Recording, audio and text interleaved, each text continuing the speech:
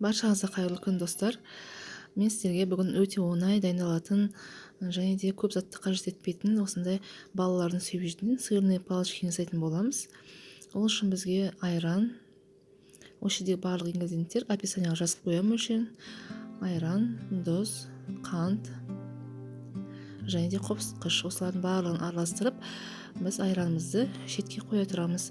Басқа ингредиенттерімізді турап дайындап алу үшін осылай қойып қоямыз.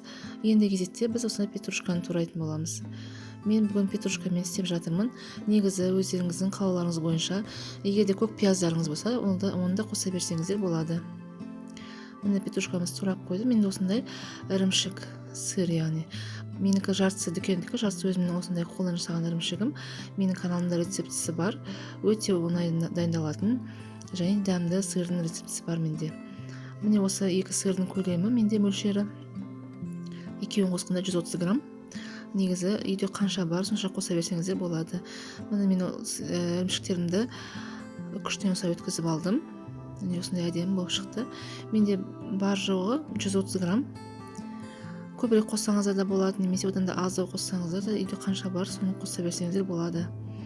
Ендігі айранға осылай 2 жұмыртқамызды қосып, жақсылап тұрып араластырып, қалған ингредиенттерімізді үстіне қосатын боламыз. Міне осылай петрушкамызды қосып, ірімшігімізді қосып, айранымызды жақсылап араластырып, оның үстіне ұнды қосып, жұмсақ қамыр илейміз. Міне осылай араластырып қойдым.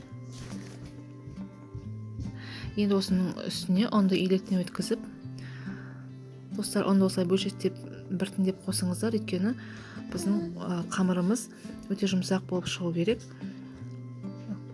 Міне осылай жартысын қосып, одан кейін қалған жартысын қосып, осылай қамырымызды илеп 5-10 минут қалғанына қоя тұрсаңыздар болады, өйткені бұл ашытқысыз иленген қамыр.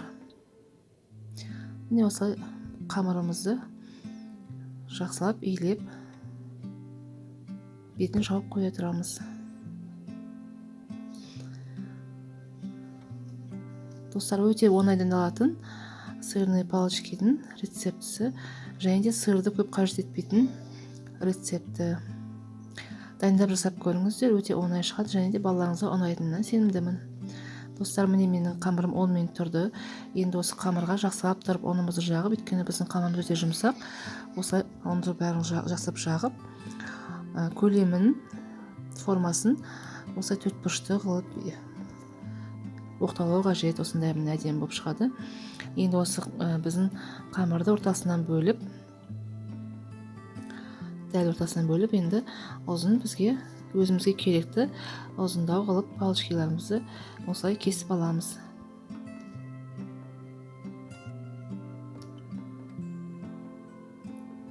Достар, егер де сіздер менің каналыма тіркелмеген болсаңыздар, тіркеліп, маған лайк басып, және де өздеріңіздің ойларыңызды комментарийға қалдырып кетсеңіздер, өте қуанышты боламын.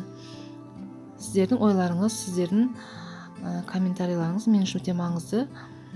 Ұнап жатса да, ұнамай жатса да, комментарий қалдырып қойыңыздар. Достар, енді міне біз барлығын турап болдық. Енді қызып тұрған майымызға біз осылай сырные палочкаларымызды қызарғанша екі жағын пісіріп жақсылап дайындап аламыз. Міне осындай болып пісіп жатыр, өте әдемі. Міне қызартып жақсылап пісіріп алдым. Достар, міне біздің сырные палочкаларымыздың барлығы пісті. Осындай көлемде шықты.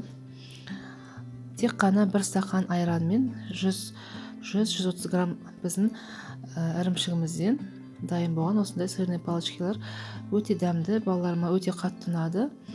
Міне іші де осылай, ортасы барлығы жақсылап піседі. Дәмінен жаңағы сырдың дәмі шығып тұр, өте әдемі, дәмді болып шығады. Балаларыңызға ұнайтынына сенімдімін, дайындап көріңіздер.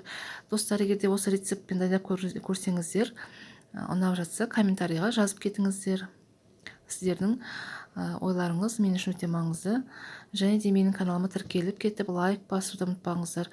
Астында қоңыршаны басып қоюды ұмытпаңыздар, менің алдағы видеоларымды жібере алмас үшін. Достар, осы видеоның соңына дейін болғандарыңыз үшін рахмет. Сау болыңыздар.